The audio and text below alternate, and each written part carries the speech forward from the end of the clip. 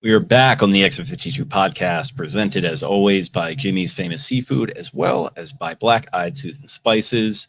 The wing experts, after appearing on season 24 of Hot Ones, they recommend mixing 3 parts of their Death by Chocolate hot sauce with 1 part butter for the best Caribbean jerk adjacent wings you've ever had in your life. There's a hot and mild version, so you can dial in the heat like a Lamar to Mangaru's corner route, or apt for this weekend, if a buffalo chicken dip is more your speed, try the medium heat and smoked garlic and orange goodness of Captain Clyde's Cannonball Crush to level up your chicken dip and make it less buffalo and more Baltimore. And that's what we like as we go into this weekend. Go to blackeyedspices.com and enter code X52 at checkout for 10% off your order, or go to your Baltimore and DC area Ace Hardware locations or the Seasoned Olive in Fells Point, the Wine Source, and Hampton to get yours. My name is Jake Luke.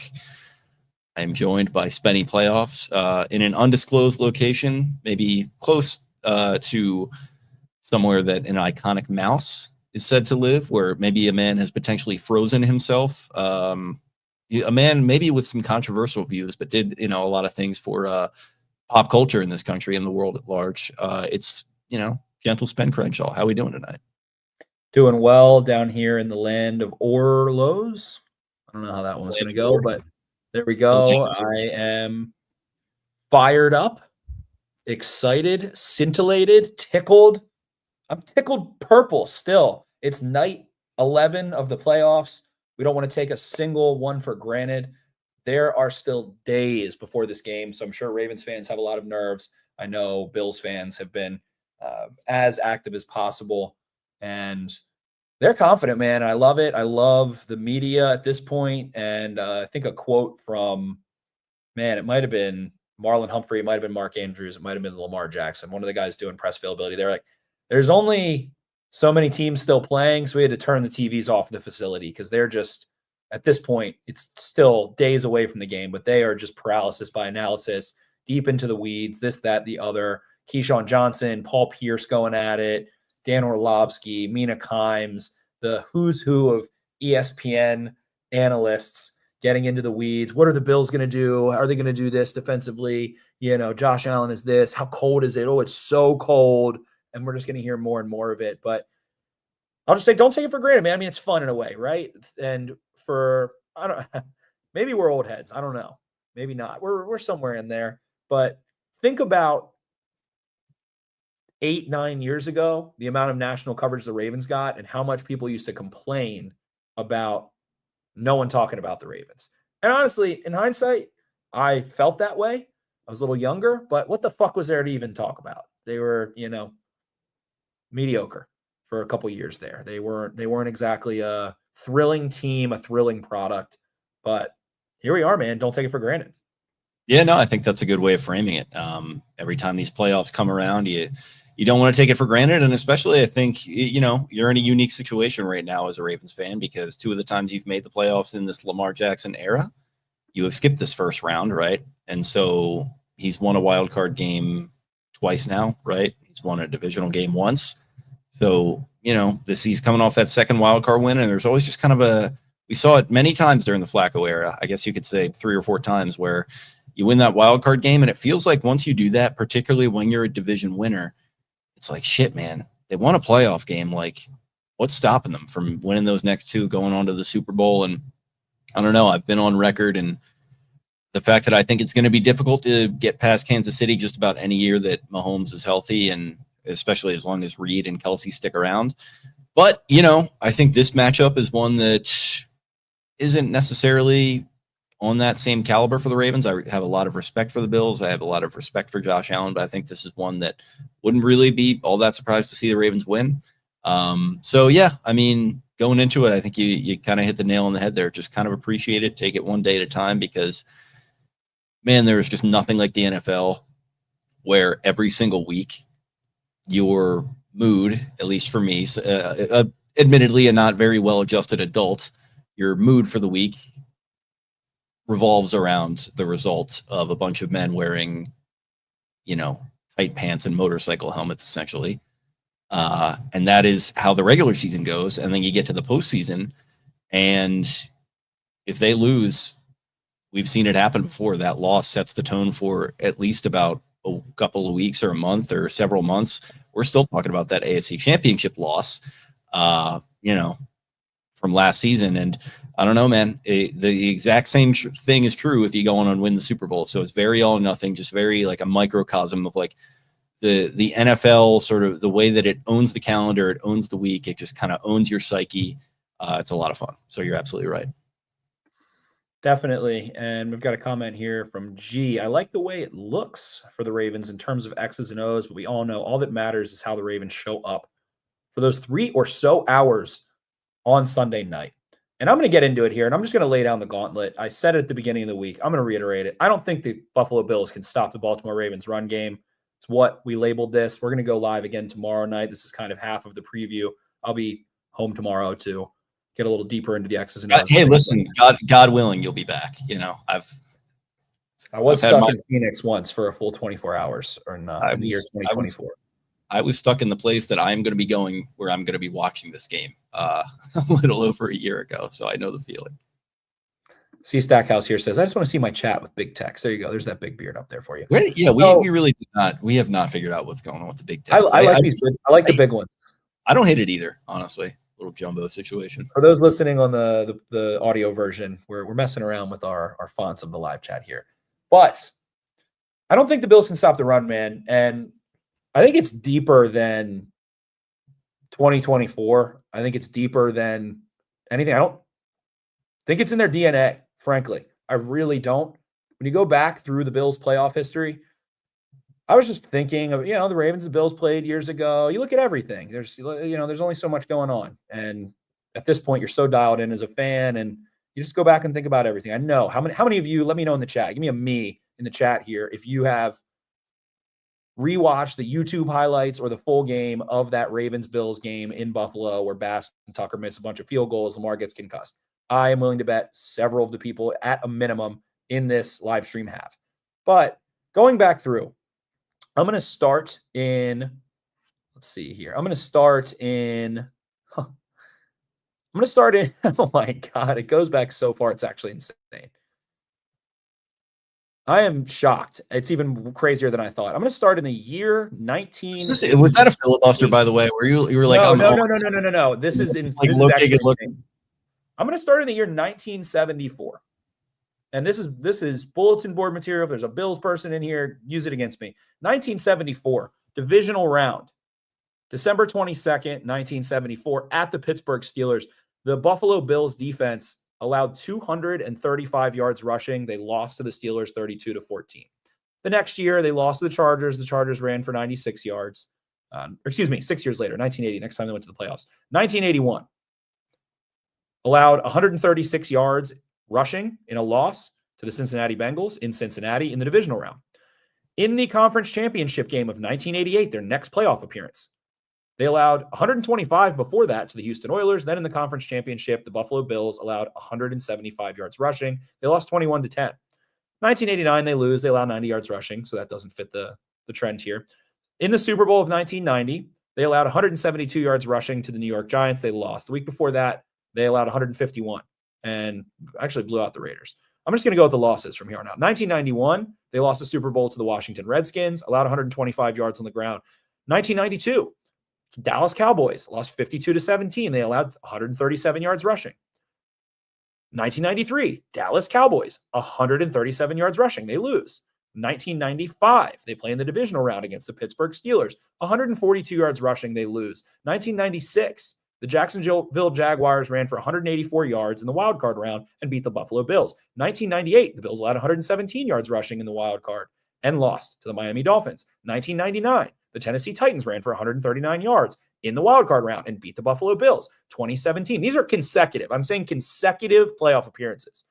2017, Jacksonville Jaguars again ran for 155 yards, beat the Buffalo Bills 10-3.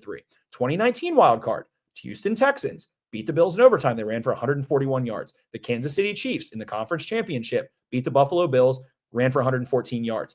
Before that, the Baltimore Ravens in the divisional round ran for 150 yards. Before that, in the wild card, the Colts ran for 163 yards. The next year, they lose to the Kansas City Chiefs in the divisional round. The Kansas City Chiefs ran for 182 yards. After that, 2022, the Cincinnati Bengals go into Buffalo and win. 172 yards on the ground. Last year, Kansas City Chiefs go into Buffalo. They ran for 146 yards. Every single year, every time they go to the playoffs, almost every time for 50 years, somebody busts them up on the ground and bounces them out of the playoffs. Every single time.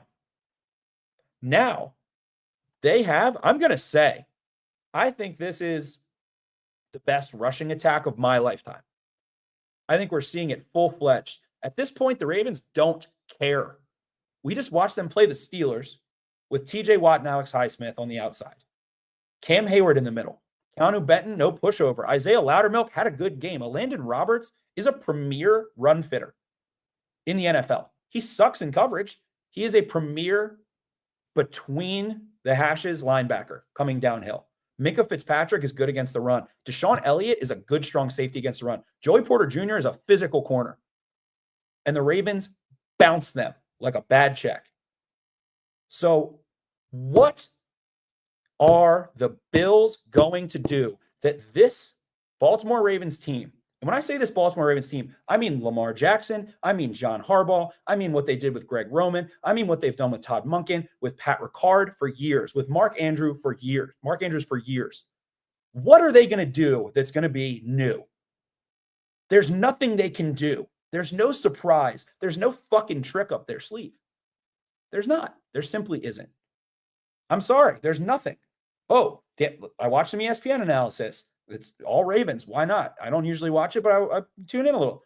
Dan's asked Marcus Spears and Ryan Clark, well, what if they put 5 defensive linemen on the field? What do you think the Steelers did last week, Dan? They put 5 defensive linemen on the field and 3 linebackers. And it doesn't matter. And the Ravens aren't hiding it.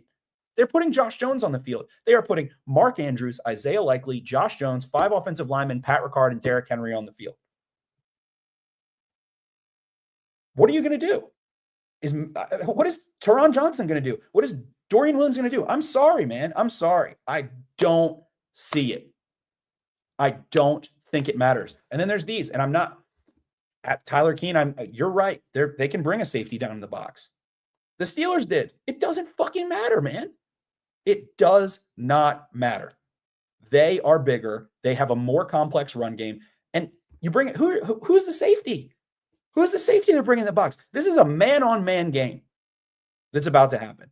What are they bringing? Taylor Rapp in the box? Who the fuck is he going to take on? Isaiah Likely? I like that matchup. Mark Andrews? I like that matchup. Is a lineman going to climb to him? I like that matchup. Is it Derrick Henry and Taylor Rapp in space? Give me that 10 times. Watch what happens. I don't think they have it, man. Their front is solid. They've had good performances. I'm not knocking the Bills here. I just don't think this entire season, I don't think still today people realize what the Ravens are doing in the run game. And I love one comment here. And a lot of this was, it's Deuce 1042. A lot of this was there was a late Lamar scramble. The Eagles, I think, are the only team in the NFL that can open up a can of whip ass against the Ravens. Jalen Carter's not walking out onto Highmark Stadium, onto that football field on Sunday. Neither's Jordan Davis. I don't think the linebackers are as good. I don't think the safeties, I don't think the DBs are as physical. I don't. And the Ravens still ran enough on the Eagles. The Eagles played a great game. And again, I think that's the worst matchup in the NFL for the Ravens. What are the Bills going to do? Are they going to play base? Who the fuck cares? The Ravens don't give a shit if they play base or not. I just don't know what the answer is that's going to walk through that field at Highmark Stadium on Sunday at 6:30. Ed Oliver, I love Ed Oliver. I loved him coming out.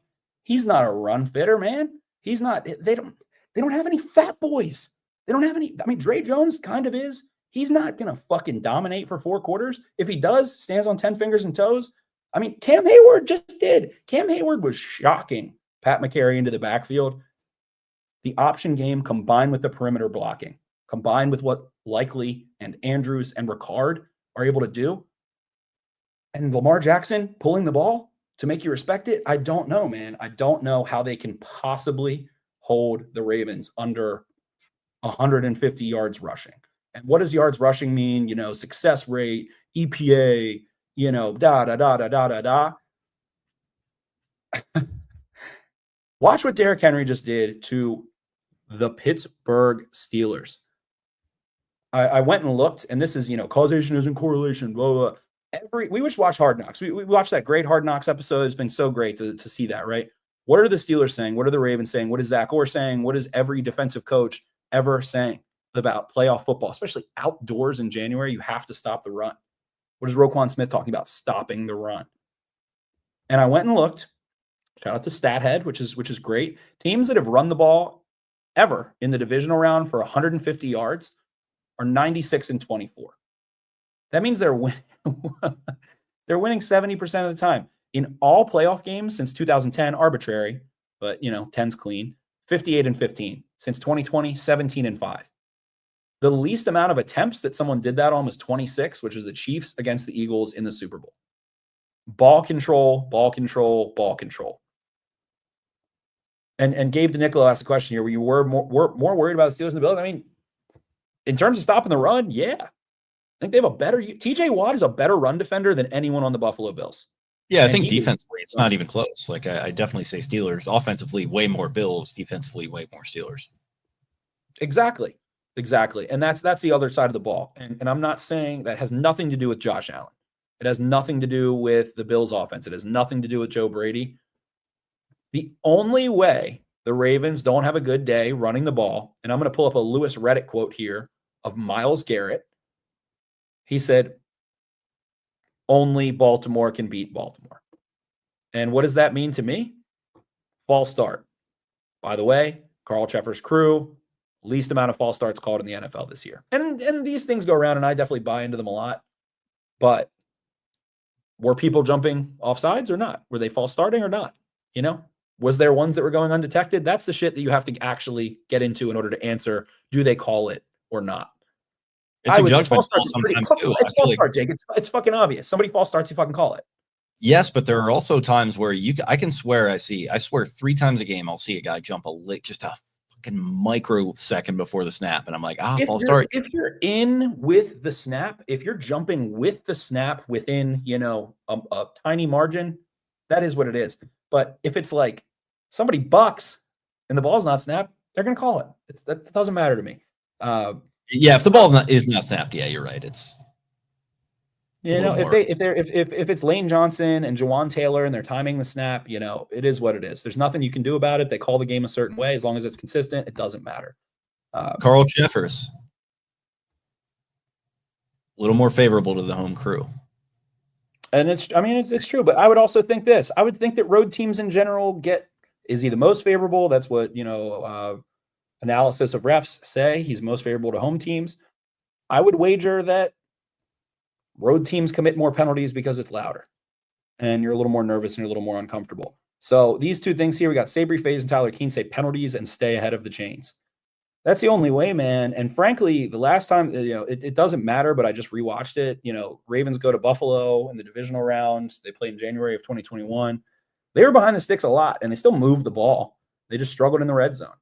And this team doesn't struggle in the red zone, man. And when you get Isaiah Likely and Mark Andrews and Pat Ricard on the field, and if the Bills want to roll somebody down or they want to play bigger football, one of those tight ends is one-on-one, and who the fuck is going to cover them? Matt Milano is a nice coverage linebacker. If he's not fitting the run, they're fucked. It's going to be those safeties, and they don't have good safeties, frankly. And I felt that way at the beginning of the week, and I went through and watched the Bills. I watched a lot of their offense, a little bit of their defense, mainly their offense. But every year, man, they get bounced. It is not in Sean McDermott's DNA to come out of that shell, and they need that shell. They used to have Hyde and Poyer back there and Trey White before his injuries, and still played that shell, still played that too high shell. They don't like to come out of that shell. DeMar Hamlin and Taylor Rapp, I'm sorry. They're better athletes than I've ever been for one moment of my entire life. Every moment of theirs is better than one moment of mine. Actually, I did have a pretty sick toss of a water bottle one time in college, but they're going to win the game. I'm sorry. It's a fucking horrible matchup. We already watched it happen once. And we also saw this too. We watched the Steelers, who we both agree, better front, more aggressive, more physical, better suited to stop the Ravens, know them better. Had a good game against Derrick Henry, forced a fumble early, those kinds of things. Fumbles, penalties, all that shit. Those are the things you can kind of control. But then the Ravens went and busted their ass up. And then they fucking broke them the third time they played. The Ravens benefit more because of the complexity of their run game and how many looks they've seen, how many different fronts they've seen. They have been doing this option run game and this counter run game and this power run game. They've added more to the zone and more to the duo. They've been doing it for the better part of a decade. What the fuck is Sean McDermott going to show them that they haven't seen? I just don't think, Vince Wilfork's walking through that door for them. I don't think Haloti Ngata is walking through that door as a Pittsburgh, or as a Buffalo Bill. So I've got no answers for the Bills, man. I really don't. I have no excuses for the Ravens at the same time. And if you're going to commit penalties and you're going to be confused, and if Todd Monken is going to fucking get subs in late and they're going to do these subs and they're rushing up, why were they so good against the Steelers? Because they fucking went into the huddle, got the play in, ran up to the line and snapped the ball. Militant. Since the bye week, this offense has been militant. They know we're running it. Their mom knows we're running it. Everyone knows we're running it. 12 runs in a row, 15 runs, whatever that was for that drive. Charlie Kohler saying that. And it's like, yeah, man, like you can do that when you have the talent and when you execute to a T and when you don't get caught up in kind of the chaos of the situation, when you just kind of keep a cool head and, shout out to Luke Skywalker, just stay on target, right? Like just go out there, get Henry the ball. And going all the way back to week 1, we were kind of laughing about Gruden breaking down the Ravens-Chiefs game. And he's like, well, you give the ball to Henry, you got to watch Lamar, but then who the hell's covering Henry? But then you give the ball to Lamar, who the hell's getting? And it's just like, it's true. Like, it's very like, we get caught up in the advanced metrics and the stats and all this kind of stuff. But at the end of the day, it's just a matchup game. It's a numbers game. And yeah, you look at this linebacking core with Milano, good player. He'll be back. Bernard, I think he was not in that matchup previously either. He'll be back there as the Mike. I don't know if Benford played in that one either, but specifically with those linebackers, it's like, all right, man, you want to take Henry? That's fine. Take Henry, but number 8 might keep the ball. You want to take number 8? That's fine, but Henry is probably going to run with it, just like he did against Pittsburgh, where you get those screen caps of the 3 Steelers players all accounting for Lamar on that long touchdown run for Henry, and then you've got the AC Cowlings White Bronco run right up the gut there with the rest of them chasing him. I tend to come down on your side where I look at this defense on Buffalo and I'm like, yeah, the Ravens don't have any excuses. And you mentioned Louis Riddick said that about the Ravens being the only team that is capable of beating the Ravens. I think Bill Belichick has said that at different points throughout the season. It's like, this is why you went out and you signed Henry, right? Is to be able to play this type of game in the playoffs where the weather is going to be in the single digits. And you're going to be going up against a run defense that is not super high pedigree. You've built the greatest rushing attack of all time, probably. Go out there and use that thing. Just know who you are and stick to it. And if you wind up losing that somehow, if your defense folds in on itself, at least as an offense, and really probably as a team overall, you can look at yourself in the mirror and say, you know what, God damn it, like we stuck to who we are and it didn't work out. But again, I'm with you. I'm not going to walk out of this making excuses one way or the other for this team. They're talented enough. They're experienced enough. I'm just kind of right there with you where it looks like it's all right in front of them and they just got to go and do it. They do. Maddie Camacho, thank you so much for the tip. Thanks, Maddie. We're going to try and head up to Buffalo to be a beggar. If you, it would be a lot more easy. I'm going to try and go up there, I think, by myself. So if anybody wants to tip, I would appreciate it. Send the boy to Buffalo. We'll give you all the content we can. Appreciate the tips. Appreciate everyone chiming in over the last week or two. We've tried to send some people to the games. If you want to send us, that would be fucking awesome. Maddie says, any idea where to watch the game? Yeah, just so everyone knows, I've gotten a few Are You Goings. I will actually be in Mexico for work during this game. It will be 5:30 Central Time. So, I don't even know like what my status is going to be as far as being able to watch it, at least the first half. I am totally up in the air on this one. I am praying that I can just get into my hotel room, sit down, and just watch it quietly by myself, but we'll see. And that sounds like a way to have an absolute like personality split, is to be in Mexico in a hotel room by yourself watching that game. This is hilarious. Matt, it's gonna be like lost in translation. I'm going to be like Bill Murray, just losing my mind. That's what I am exactly imagining, more or less. Maddie asks, any idea where to watch the game at with huge TVs? I was thinking of going to Jimmy's, but haven't been there. And where are you guys watching it? I'm going to try and go to the game. Again, any tips? Welcome. Jake's gonna be in Mexico. Jimmy's is actually sick as fuck. They sponsor us, so I'm not gonna ever say it sucks because that would be mean. Yeah, check their schedule. They've got people going up there for the tailgate. So like Mike, who's the BDM there, he's like organized like 5 buses of people, and it might even still be counting at this point going up. I don't know if John and crew are going. I'd assume it would be open on game day, and if you're gonna go, we'd recommend highly going to the upstairs bar. So when you get to the parking lot, on sort of when you're facing it the right side, there's a stairwell going up, and it's kind of just facing the front of Jimmy's. It's the right side, and it's upstairs. If that's open, they've got plenty of TVs, and it's sick. Yeah, where they've else? got a bar. They've got a bar downstairs too. You can check that one out, and that's a good sports watching area too. But I definitely recommend that upstairs bar, and then a restaurant area too. But there's tons of places in Fed Hill you can go. You can go to the Perch. You can go to Wayward. You can go to any of those bars on South Charles Street there.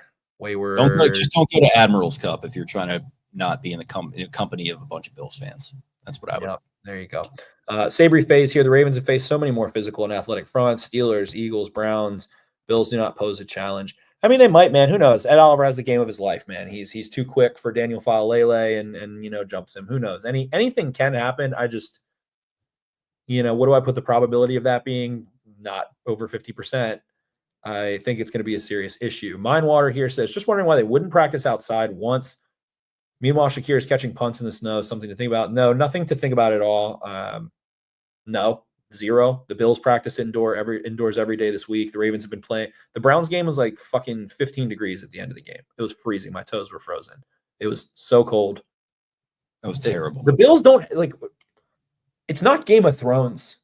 It's not fucking Winterfell. It sucks for everyone. They put coats on. They have heaters. They run around. It sucks. It's fine. If you played football, getting a face mask to your forearm when it's cold feels like your entire arm snaps off. It sucks, but it sucks for everyone. These guys weren't born and raised in fucking Western New York. Well, as Marv Levy used to say when he was on the Bills, when it's too much for them, it's just right for us. So evidently all these guys, on the Bills that are, most of them probably not from New York. Evidently it's all just kind of in their thick blood up there. They're just tougher than the Ravens somehow. It's an interesting dynamic that I'm seeing, where I am seeing some people acting like Baltimore is like in the Southern hemisphere somehow. Dude, I have not fucking left the house in like 2 weeks. It has not been over 30 degrees at all. And I know, there are probably plenty of people around the world that are sneer at me for saying that, but hasn't been over 30. It's been in the teens here for most of the time. They're not going to play on so windy. They practiced outside last week. They're not going to practice on frozen ground, dog. I don't know what to tell you. It's not going to do much for you. You're not going to be able to get your installs in. You'll be used to that within it's not even that. It's just more of it's not good on the joints to run around on a hard field. Right. It's like you just lost you might be without your number one receiver in this game. You don't want to lose anyone else throughout the course of it, as my dryer just goes absolutely insane in the other room. You don't want to risk injury. It's just like you've got the nice facility for a reason. Use it, get the schematics down, and then you can adjust to the environment as you see fit. And again, they've played cold games already this year. They've played in a cold playoff game up in Buffalo before. If that's an excuse that you're going to be trying to use like that, I'm not going to be hearing that one either. So wind and snow are great equalizers, in my opinion. If you read any sort of analysis on weather and its impact on sports, wind has by far the biggest impact on scoring in outdoor sports of anything. The wind doesn't appear that it's going to be crazy. Could that change? Certainly. The last time the Ravens went there, it was unbelievably windy. They couldn't kick the ball. Nobody threw the ball more than 20 yards downfield. So I don't anticipate this game being as bad as that game, unless, of course, it somehow, the wind picks up, which is it possible coming off the lake there? Sure, it certainly is. But I really don't think weather matters. And like Jake said, Baltimore is not some divine paradise where there's exotic lizards and birds. So at this point, they're used to it. It's not a big deal. It is what it is. Yeah, this one too. It was fucking cold as shit at that Texans game. I froze at that game. That was the coldest game I've been to. I've been to some cold ones. The 4th and 12 game against Cincinnati was a cold That was the one. coldest game I've ever been to, the Cincinnati one. Browns was cold this year, but yeah, Texans one was awful last year. That was terrible. And yeah, they won that game going away in the second half. And Lamar looked great after, settling in a little bit. So right. I mean, and here's the other, like Roquan Smith had comments. They asked him about the weather. He was like, it's football. Like no one here is going to make that excuse. Like it is what it is. Where did Roquan Smith play for years? Chicago. Buffalo is not colder than Chicago, who has an outdoor stadium. Do they play home games in the playoffs ever? No, they he's do also not. he's going to be all hopped up on smelling salts, and he's going to have himself just ready to rock. So we're not worried about Uncle Roe. Right. Mark says, I don't understand how a quarterback throws normal in that weather, but they do somehow. So I'll trust the system. They have hand warmers in their pockets. They wear jackets. Lamar's, he mentioned him today. I keep forgetting his name. He's always on Wired.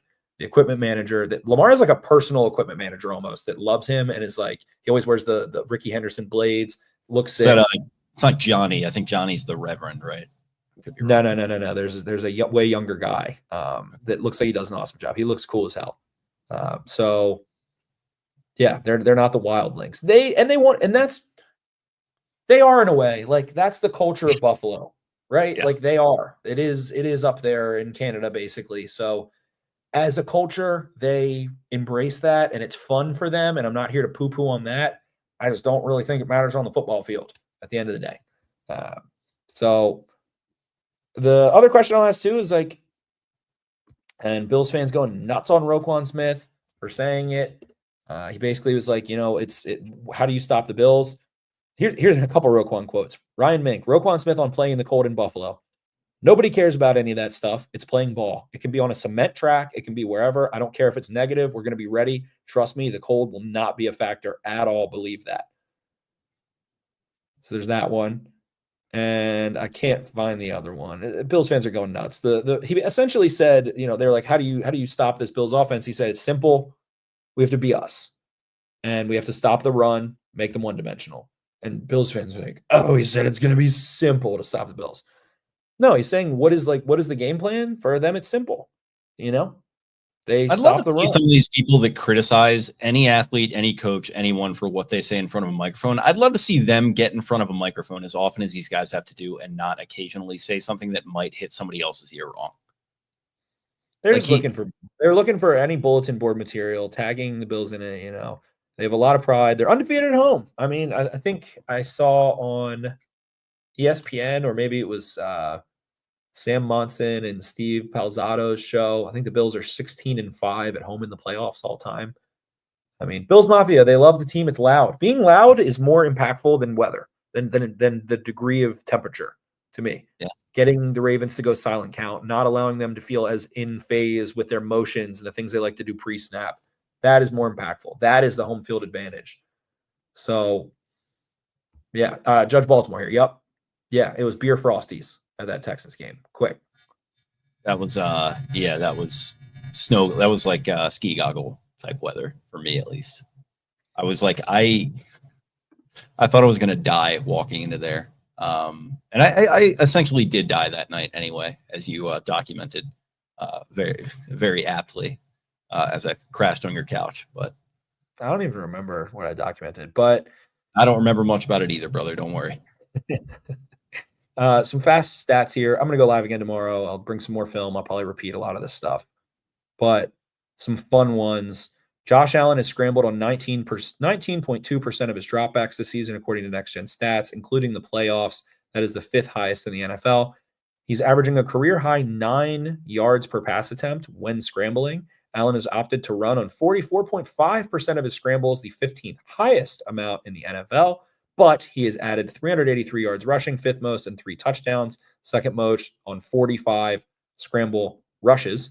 The Ravens have allowed scrambling quarterbacks averages 5.2 yards per pass attempt this season, including the playoffs. That is the 7th fewest in the NFL. They've allowed quarterbacks to pass the line of scrimmage on just 28.7% of their scrambles, which is the 2nd worst in the NFL. And they've allowed 6.7 yards per scramble, which is the 10th fewest amount of yards per game. And so much of what the Bills offense, to me, what is dangerous about the Bills offense, it is Josh Allen It is losing contain to his right on the left side of your defense. So to me, that's a lot of the time Kyle Van Noy, sometimes Dafe Owe. They do switch, but he bubbles back to the sideline. He doesn't step up and through and attack parallel. He has this hezzy move where he stops, he kind of dead legs you like he's going to go upfield or he's going to pass the ball. Generally, the pass rushers are not as quick as him, and he is still moving. They stop, they square their hips, and he stays in motion. He flares back out a banana to the sideline. He runs all the way to the sideline. Eventually, you start to watch, and that's when he kills you. And he hit a deep shot to Khalil Shakir against the Ravens.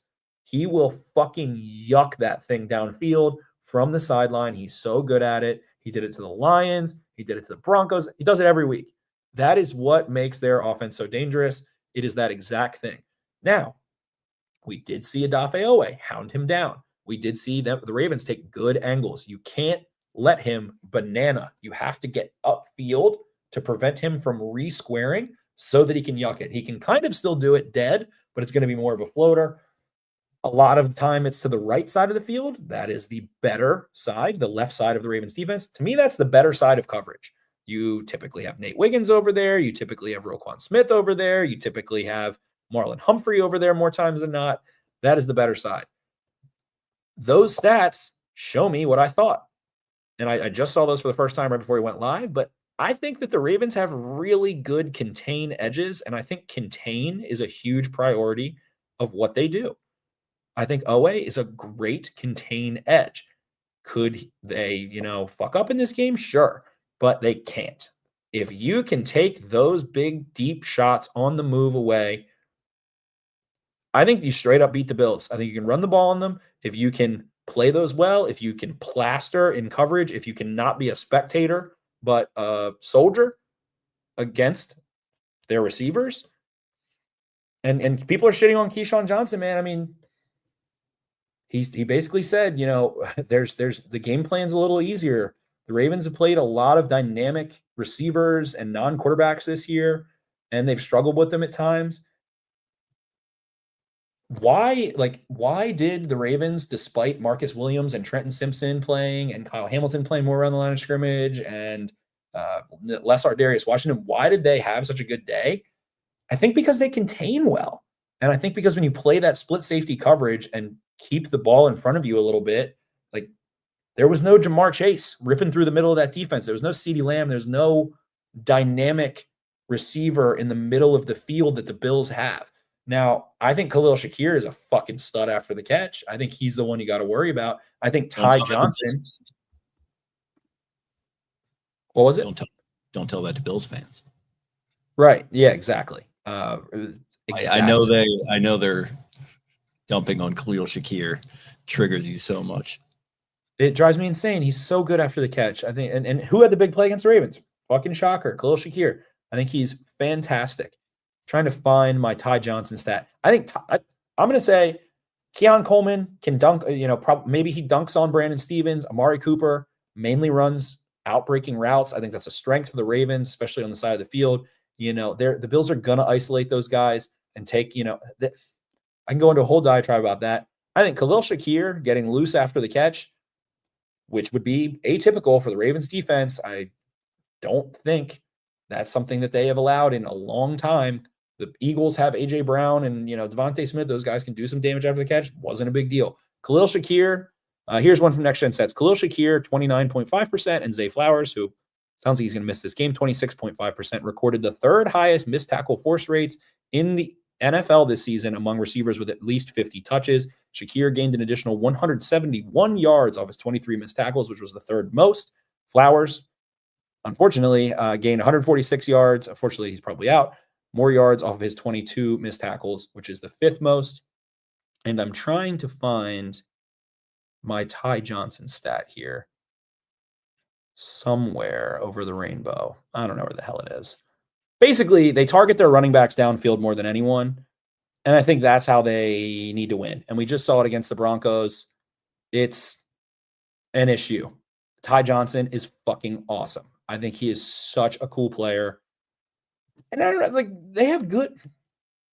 Here it is. Bills running backs lead the NFL in targets, 15, receptions 10, and yards 275 on passes over 10 air yards this season. In the wildcard round, Ty Johnson caught a 24-yard touchdown on a deep pass, which traveled 33.2 air yards from Josh Allen on 4th and 1 late in the third quarter, covered 67.9 yards of total distance on that play. The Bills got their backs into routes at the highest rate in the NFL this season, 90.1% of snaps. We've said it every week, Jake. Who's my bitch? Malik Harrison, probably Brandon Stevens, Trey White, and then Hey, the next in the pecking order is probably Ardarius Washington, who's been good, but he's a smaller player, and they have Matt Collins, Keon Coleman, the tight ends. Amari Cooper's not, he doesn't play a big game necessarily. He's a bigger guy. Trey White can't be. It's a revenge game for Trey White, so he can't be this week. It is a revenge game for Trey White. Where were you in the Trey White game? Where were you when Trey White went ham against his former team? So, yeah, Fort Hill's finest, Maryland man, former Terrapin. So that's where I'm attacking. And shout out to Chris Sims, our boy. He asked who are the biggest factors that are non-cornerbacks or most important players in the divisional round. I said Brandon Stevens and Trey White, man. We watched Van Jefferson run right by Brandon Stevens because of a coverage miscommunication. So, there's a couple answers. Take him off the field. If you want to criticize the Ravens, I understand it for maybe not putting a Jalen Armour Davis there, or maybe going with a Trey White more full-time, although he probably is a step or two slower in a straight line. But that's one solution. The others are simplify coverage for him. And for what he needs to do, man, is just not. If you let up a contested catch, I can fucking live with you letting up a 30-yard ball. If it's in the end zone, that sucks ass. That's terrible. He's been good I feel like he's been good when he has the end line. When he has the end line around, I feel like he's not as bad in the end zone and the red zone. But I can live with a Keon Coleman 27-yard reception down the sideline. Grabs it away from him, toe taps. Brandon Stevens doesn't play the ball. It gets the Bills from their own 40 to the Ravens 30. I can live with that. That's fine. That's not the end of the world. And their deep balls, I will say, Allen throws a fucking great 9 route. It's these softballs, and he always makes sure his guy has a chance. They have good contested catch receivers. Amari Cooper is still a hell of a route runner, a hell of a tracker, but it's not these fucking 37, 35-yard in stride, over top, run into the end zone, untouched touchdowns. That's not really what the Bills do. They kind of chunk you to death. They sustain drives. They convert on 3rd and short and 4th and short. And I think that plays the Ravens' advantage. I really do. The quarterback sneak, he's going to get more than he's not by a wide margin. But I don't know, man. I think the Ravens have the athletes to deal with the run game and the quarterback run game. I'll run the numbers here. I'll pass it to you, Jake, just for your thoughts on the Bills' offense in a second. But their design quarterback run game is not a big deal. Maybe I'll regret those words, but it's not some dangerous thing in comparison to other teams.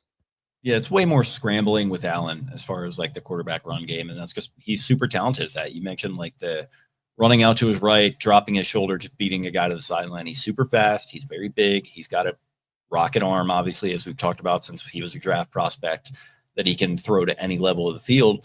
So he's just kind of the ultimate threat in that way, man. He's just kind of the closest thing I've seen to Cam Newton since Cam Newton was out of the league. So, yeah, that's really the main thing that scares me is the fact that he can just create chaos. I mean, you look at this offense, I'm not super scared by Hollins. Coleman is very talented, but he's a rookie. I think Shakir's been good, to your point. Cook, great running back.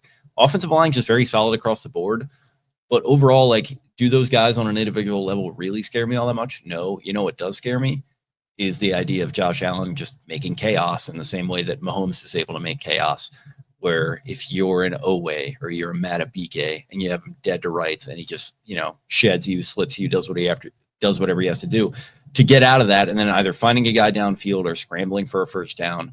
They killed the Broncos doing this last week, where you get them into, 3rd and 6 or 3rd and 7 only a handful of times a game, and they even find a way to convert those. I think if you're the Ravens with your more experienced defense that's been playing pretty well lately, if you get them into those spots, you're going to have a little bit better of a chance. But really, it's just about, to me, not letting them get into 3rd down and 3 and then turning it into 4th down and 1 and then just pushing on 4th down and 1 every single time. Like, it's just about getting them behind in the count big time.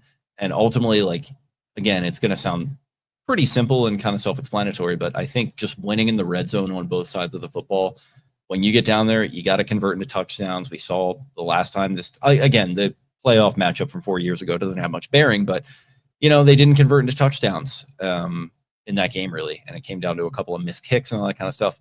Like, if you're the Ravens, you scored 28 points, 4 touchdowns last week. I think you got to carry that momentum into this week. You got to find the way to put the ball in the paint. And then, to your point, like, if you're Brandon Stevens, if you're Trey White, and you want to give up, or any of these guys, and you want to give up a long completion to a Coleman or to a Shakir, that's fine. We can live with that, but just do not do it in the end zone. Once you get down to that red area, get Dean Pease on the horn, have him take over the headset from Zach Orr, and let's get a little bend but don't break going on and keep them out of it, because I think ultimately that's going to prove to be the difference in this game. I don't think you can stop Josh Allen. I think you can only hope to contain him. And I guess we'll see what we're thinking as far as our score predictions go. But if you can, find a way to do that for a good amount of this game, you'll be in good shape, just so long as you hold up your bargain on the other side of the ball, which I feel like after our chat about it, we're both pretty confident they'll be able to do.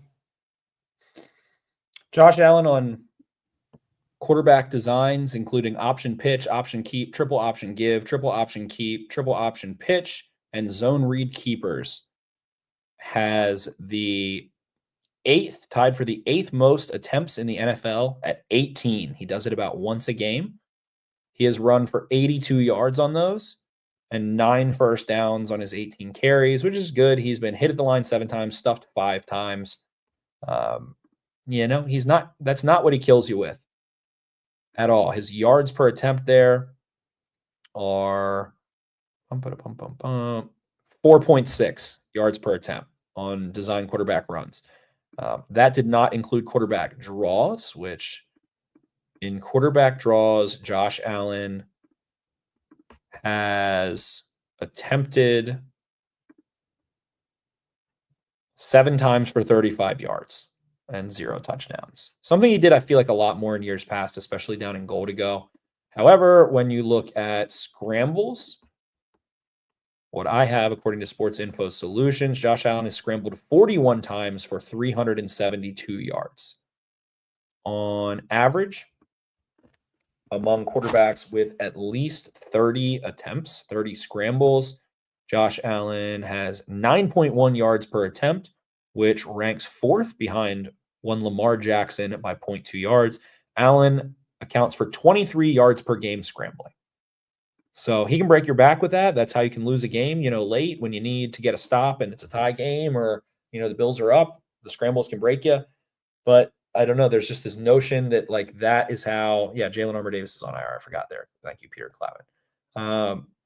There's this notion that, like, that's how the Bills beat you. And it's not. I mean, when I watch their offense in the year 2024 and now 2025, it's the run game a lot. Under center run game. James Cook gets really skinny through gaps. He can do a nice job fitting into, the little crevices. Their offensive line is a good unit. I think they have a cohesive 5, and he hits a gap, and he's been explosive. However, the Ravens have allowed 1 explosive run of 25-plus yards this entire season. They've allowed 1 25-plus yard run. It's January the 16th, and they've allowed 1 run of 25-plus yards. I think that's nuts. Roquan Smith's comments again. Zach Orr is very forward about it in conferences, on Hard Knocks, on Wired. We're going to stop the run. Travis Jones, Michael Pierce, Nnamdi Madubuike, Kyle Van Noy, Dafe Owe, Brent Urban. They've got some big uglies in there. Those guys are healthier than they have been all year. I would wager to think the Ravens outrun the Bills by 100 yards again. We just watched them outrun the Steelers, and the Steelers have a way shittier run game, a way shittier offensive line, and I'd take James Cook over either of those backs, but they outran the Steelers by like 250 yards. So that's a good recipe. It frankly comes down to the same shit, man. And we can, and we will. I'll look more at the Bills' offense. I'll have some clips of it tomorrow night. But are you gonna jump offside and commit false starts on offense? Are you going to get illegal formations because it's loud? Are you going to lose focus? Are you going to get into 1st and 20 and 1st and 15 consistently? Are you going to put the ball on the ground? If you put the ball on the ground, is everybody watching instead of jumping on it? If the Bills put the ball on the ground, are you watching or are you jumping on it? Are you running to the ball? So that's it. That's how the Ravens could lose the game. Watching, waiting, commiserating, and fucking being stupid pre-snap. Todd Monken, you've got interviews, stay locked in. Get the fucking personnel in. Quick snap the ball on them. When you have so many moving parts, you can send a little, Ricard goes in motion a little bit. I gotta talk about him. He's going into the vault right now. This playoffs, he has had shit up his sleeves all season. We saw him go to the Derrick Henry and the Wildcat a couple of times early on. Raiders game, Browns game, goes away for a while. He brings it out this past weekend, has a pretty big effect against the Steelers on that long run. He's gonna go back to his bag. I'm excited to see what Todd Monken has ready for this game. And I think, to my point of converting in the red zone, I'd really like to see some creative stuff in that regard. And if it doesn't work, I'll say, wow, what an idiot. Why would he, call something unconventional in that moment? But for the time being, I'm excited to see what he has up his sleeve in this one. Todd Monken, as of 39 minutes ago, completed his interview with the Jacksonville Jaguars. And I look at Todd Monken, he's just, what'd you say?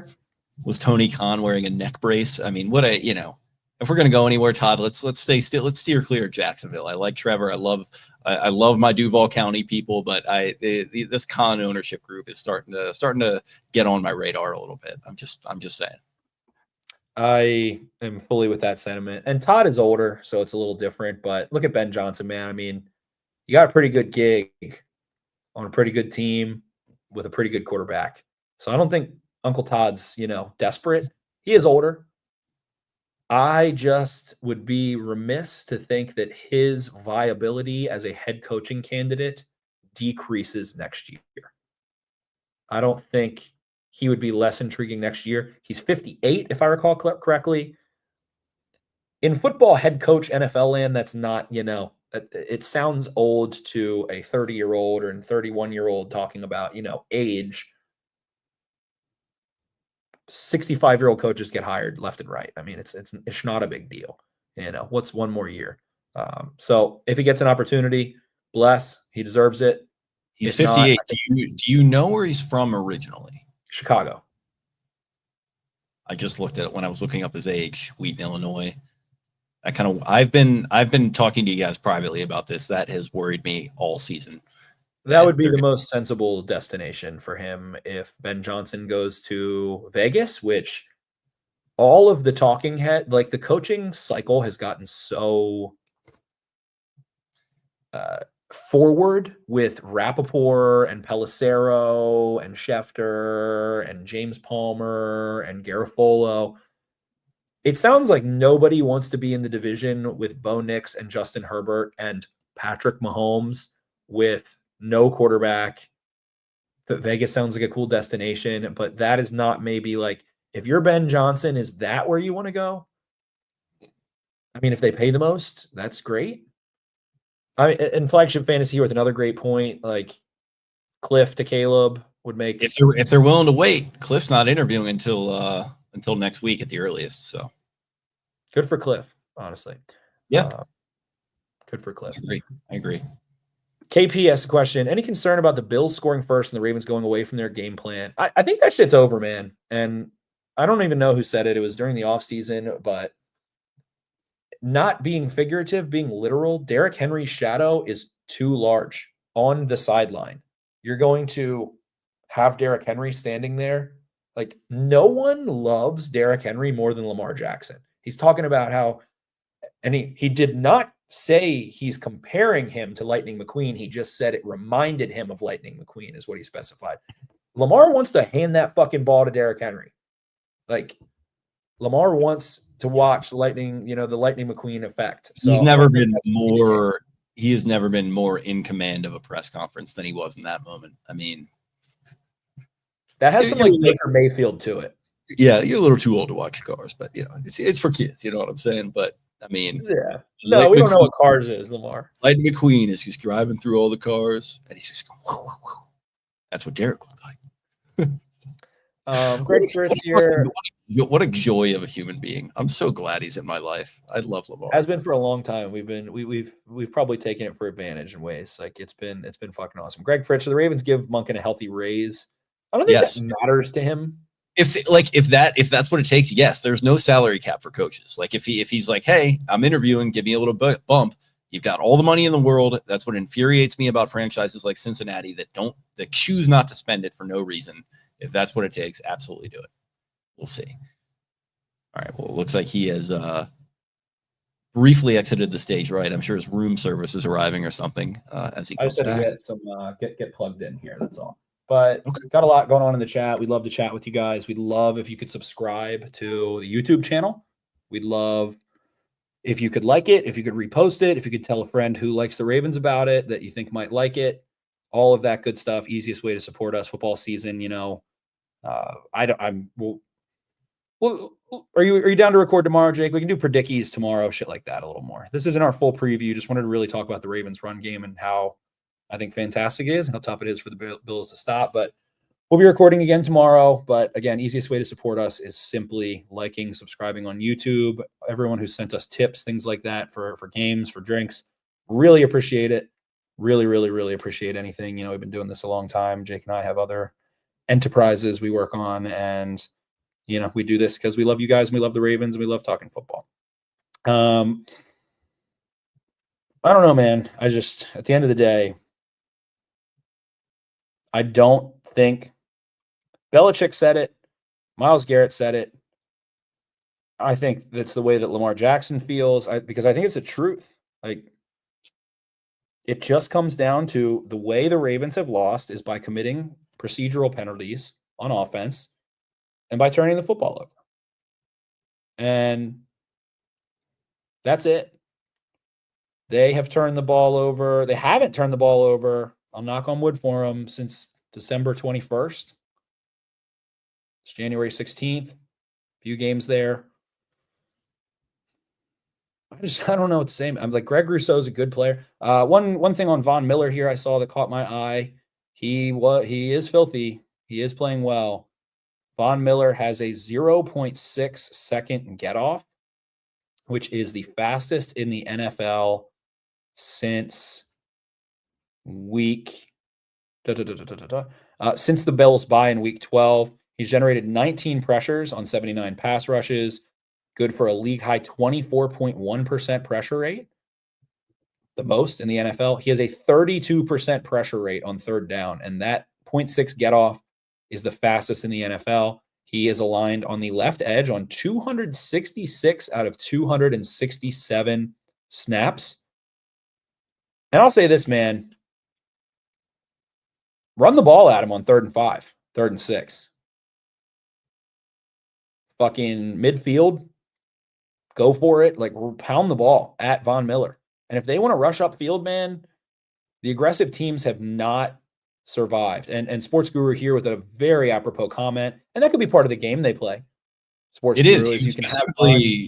He was specifically on a pitch count throughout the regular season. They said that like he's very situational, like we're trying to save him for the playoffs, A, and also just getting him in passing situations more so, B. So yeah, and he could make a huge impact, if you get behind the sticks. Yes, and part of the game here is, okay, he goes inside, and then Matt Milano runs outside and spies and shit like that. I just think if you commit a spy to Lamar Jackson, I mean, we watch what he did to Neil Hunter. We watch what he's done to everyone. Like, it's not. And it's like, okay. A player to not rush him quickly, I think, is death. I think spying him in the year 2025 is not conducive to success for a defense. Eli Sherman says, I don't know if anyone. Appreciate you guys. Yeah, thanks, Eli. Thank you, Fritz. Appreciate you, boys. And Brandon here with $20. Go Ravens, go X52 podcast. See y'all in New Orleans, hopefully.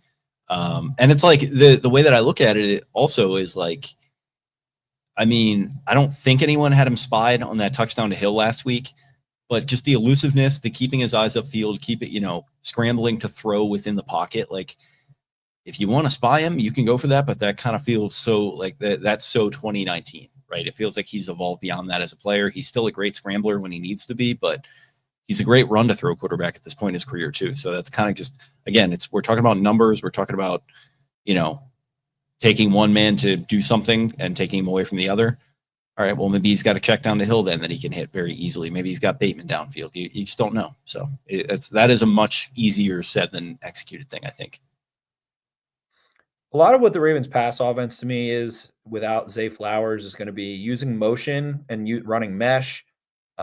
People have thought about, the Bills playing more man. Lamar has lit up zone. He has lit up split safety coverages, destroyed them because in my opinion, he's the best thrower of the football between the numbers in football. I'd probably put Mahomes in there. Jared Goff is probably in there. And I think that's the most important thing a quarterback can do is throw the ball into the high traffic areas. How did they score the Rashad Bateman touchdown? Because they ran basically cheese for the safeties to take. And Lamar, I think on either Hard Knocks or Wired said, Minka was reading his eyes. He looked him to the right and then just had to throw it over 20 and he did. So they're trying to run cheese for you to take.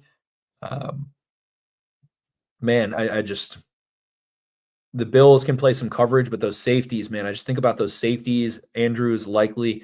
I'll go as far as to say this about likely to. I think he is the key to this entire playoff run, especially with Zay Flowers out at this point.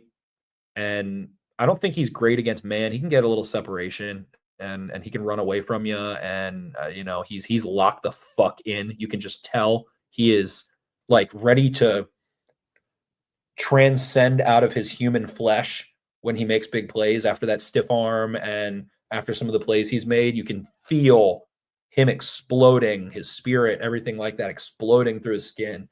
I think he's a major key, and I'm always going to take Andrews away first. I'm always going to shade Andrews. If I'm shading somebody, I'm shading Andrews, and that leaves likely in some favorable fucking matchups. And I think he's going to have like a 50-plus yard play in this game. I think that he is going to – I think they're going to have some design plays for him to maybe run like a little – if you recall that Miles Boykin route, they ran in the red zone, but I think there's a full field version of it they could get to. Remember when Miles Boykin ran that fake over against the Browns and then darted into the end zone? That is sitting for the Ravens every single game and likely kind of just does it as like a scramble drill. He is – with scramble drill, they practice it. The Bills do too. There's either go downfield, there's work with the quarterback, or there's sit. He, I think, is like a designated go guy a lot of the time. He just streaks, and I think that that's sitting there for them. So, flagship fantasy here says on top of that, Bateman's a man beater. If they get out of base, which is nickel too high, it's still going to be an issue. Yeah, I like Bateman, man, and I don't know what it is. This is just stupid, and maybe it's my own fandom of both individuals, but just like, can he just have a fucking Anquan Bolden postseason? He's third and bait, man. That's what he's turned into. Like on that third down, when they scored their first touchdown of the game, I was sitting there with my boy Hodges. Shout out. He might be listening to this. And I was like, 3rd and long, they're going to score a touchdown here, and it's going to be Bateman. It's going to blow this game wide the fuck open. And that's exactly what happened. Like, he's turned into a reliable possession receiver that Lamar can go to, and it's been great to watch. And you're right. Can he have that Bolden type of run? I mean, it would be perfect, especially for this game where I'm not super confident Flowers is going to be able to go. Continue that along. You've got Andrews. You've got Likely in the mix. It's just we keep talking about the numbers here. It seems like the Ravens have the numbers on their side, and shit, I'm glad that they I'd say had faith in Rashad Bateman. I feel like there was a little bit of luck involved in it too, but the fact that he is still here for another couple of seasons, it seems like a really good thing for both parties. So it does, but I'm just like, the talent's there. The production has gotten there. He scored 10 touchdowns this season. Like, can he just go? Can he just fucking catch contested balls, like running slants? and it's a tough catch and the defender's on you, can you just make that fucking play? Like those two guys, man, Likely and Bateman playing big body. Bateman on that touchdown, same thing. He on Hard Knocks, he fucking screamed when he caught that touchdown. Guttural. Like, oh, these guys are popping out of their skin. I fucking love it. I literally love it. Greg Fritz, finally opposing teams are forced to play whack-a-mole.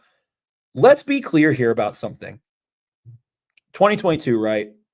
Ravens have had some injuries from 2021, question marks there. They went into the season with Dobbins and Edwards, Bateman, Andrews, a very young Likely, and Kohler. I mean, Justice Hill. And that was it. That was their fucking offense. And it was a good offense, especially at first when Bateman was healthy. It was a good offense. Now they have Derrick Henry. You know, I don't hate Nelson Aguilar, Tylan Wallace. You know, those guys can eat. I think we might have said this. Maybe I'm just blowing smoke up our own ass, Jake, but those guys just each have to make one play a game. Aguilar has to make one catch, and Wallace has to make one catch, maybe a little bit of a run. Last week against the Steelers, Aguilar sits down in a soft spot. Lamar rolls out, hits him on a first down on that 2-minute drill. Tylan Wallace on the 2nd and 20, rumbled.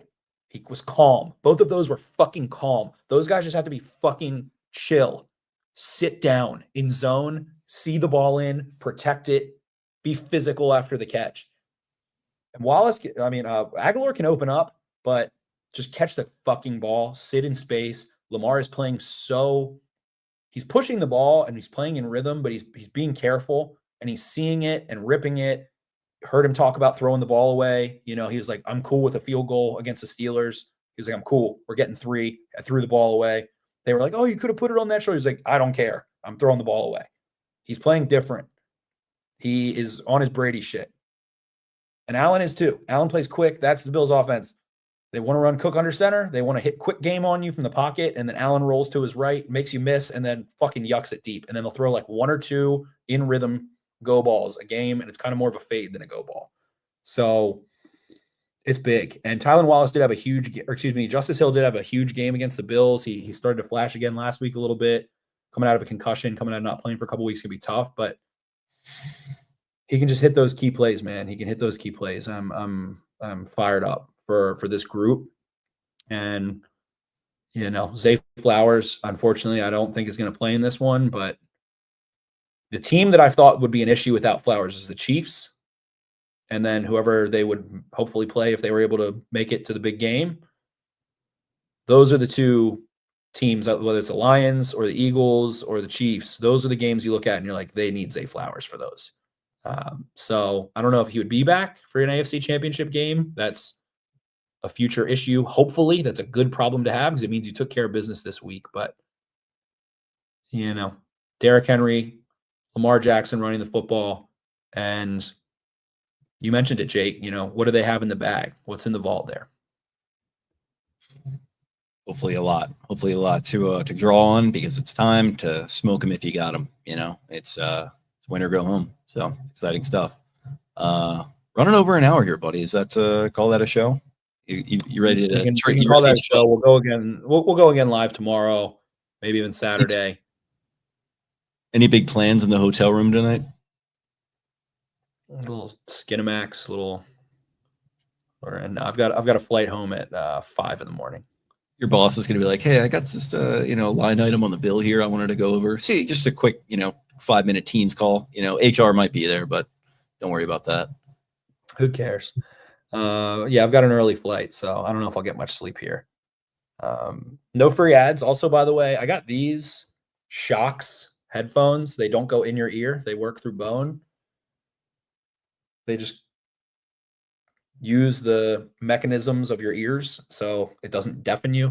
And as someone who is pretty deaf, highly recommend. They do not, Jake, if you have over the ear, that's one thing. I hate big over the ear headphones. I have a big head, but when you're traveling and shit, having earbuds in for a long time starts to hurt. Also, nothing more embarrassing as somebody who's done this multiple times traveling than dropping an AirPod. I've done it on a plane. I did it in a sports bar in LAX once, and I couldn't find it anywhere. I was hungover after a bachelor party, just like searching around on the floor. A worker at the restaurant, like a bus boy, I guess, he found it, he was just busting my balls about it. Like for a minute, he was like, "What are you going to pay me to give it back?" Like, what? And I was just like, hungover. I was not in a mental state to be able to deal with it. I was like, "Dude, I'll do anything." He's like, "Hey man, I'm just fucking with you," and he handed it back to me. Yeah. So just the absolute worst, dropping an AirPod, and I'm going to have that on my mind.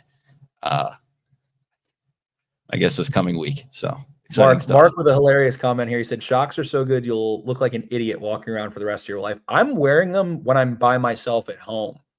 They're so good. I've been watching TV with those on Bluetooth. Like I watched Glass Onion for like the third time in bed the other night just with those on. Let me check. Ryan said, "Brandon, you guys in Fed. Hopefully another home game. Rock on." Oh yeah, what's up, Ryan? That would be sick, man. That would be sick. Any strong inclinations, Jake, before we get out of here on these other games this weekend? Commanders, Lions, Eagles, or no? Yeah, Eagles, Rams, and then obviously Chiefs, Texans. I think it's going to be. I mean, Chiefs, Texans. What a lambs to the slaughter type of situation that is. I don't think that's going to be a good game, but the other two, I'm very excited for. This is the divisional round weekend. I think a lot of people talk about this now. It is the best possible weekend of football that you can have because it's the most amount of games with teams that have the most pelts on the wall. So yeah, very excited to get back and watch some of that stress-free. I'm not going to be as dialed in on Sunday during the day, but I will be tuned into the Saturday ones. Then obviously do what I can to hopefully watch as much of this Ravens game as I can. We'll see what happens there. But yeah, divisional round weekend, best weekend of football of the year. So like you said, enjoy it. You only get one of them. Are you going for it or are you kicking on 4th down and short, 50 yards? We'll say game winner. We'll say like game is on the line. Game tie. It could be trailing by a field goal. Let's say there's 58 seconds on the clock. You have one timeout. It is 4th and 2, and it's a 50-yard field goal on the dot. What do you do? What's the score? You're down by 2. So you could go for it, make it shorter, or you can just kick it right there. I think I might go for that.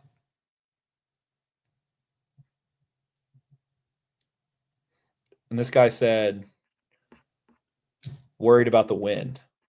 So that's that means if we don't know what the wind is. Yeah, if we don't know what the wind is. The hypothetical is that we are worried about the wind.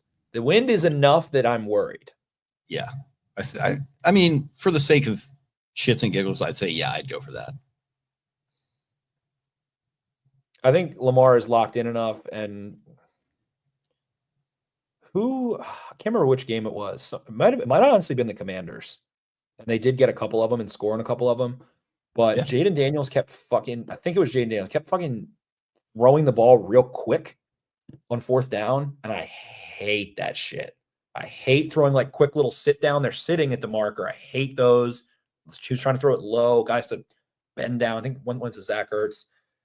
I think I trust Lamar enough in the way that he's playing to put the ball in his hands. I don't know if I call a run or a pass. I mean, I don't know. I'm giving Lamar 2 plays probably, giving him a run and a pass option. I'm probably not going to run a sprint out or maybe a boot. The filthiest play that the Ravens run, they typically run it to the offense's left, the defense's right. They did it against the Texans last year. They typically run that like one-man boot with Ronnie Stanley a lot.